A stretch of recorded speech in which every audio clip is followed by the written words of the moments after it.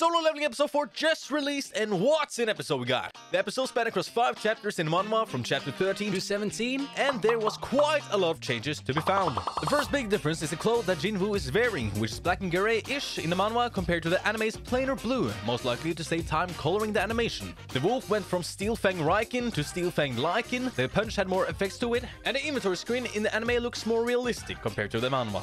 As well in the Manhwa, the wolf was cut fully in half, while in the anime only the head and neck was sliced through. We don't get any information on Kim Sung's sword stats. They changed which wolf grabs a hold of Jin-Woo's swords, which you can see on the noses, and they took quite some liberties of stat changes, where Jin-Woo's health and strength is much higher than in the Manhwa. They also, for some reason, don't show that Jin-Woo has active and passive skills he can utilize through the system. Otherwise, the anime is pretty much one-to-one with the source material, with adding some extra backstory scenes we've seen in previous episodes. Continuing in chapter 15, the anime added extra scenes of the outside world where the gate is about to break, and that Hee feels responsible for the gate break. Also in anime, they left out panels where Jin-Woo explains why he never bought real weapons, which is due to it costing more than it makes. This panel also explains how much the magic crystals are worth, which is 3 E-class crystals are less than 50,000 won, or 40 American dollars.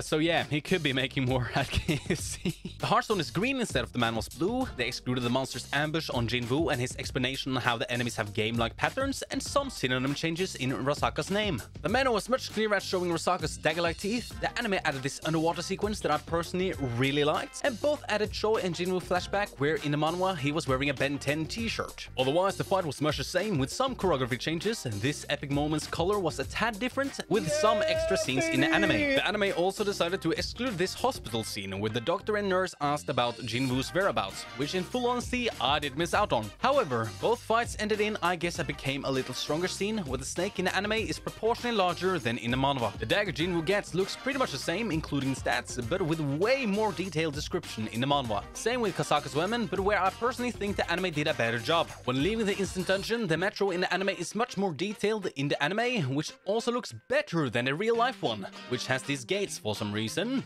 When leaving the metro, the station is written correctly in the anime and not in the manhwa. Both draws the gun incorrectly, and both continues the same, but with some differences in dialogue. Compared to the anime, the manhwa did a better job at holding and strengthening this moment. The manhwa did feel less empty with the amount of bystanders, and both ended on Jin-Woo leaving, where in the anime he went into an alleyway, while in the manhwa he got mixed in a crowd. 70 likes, I will do another one. I answer all comments and subscribe!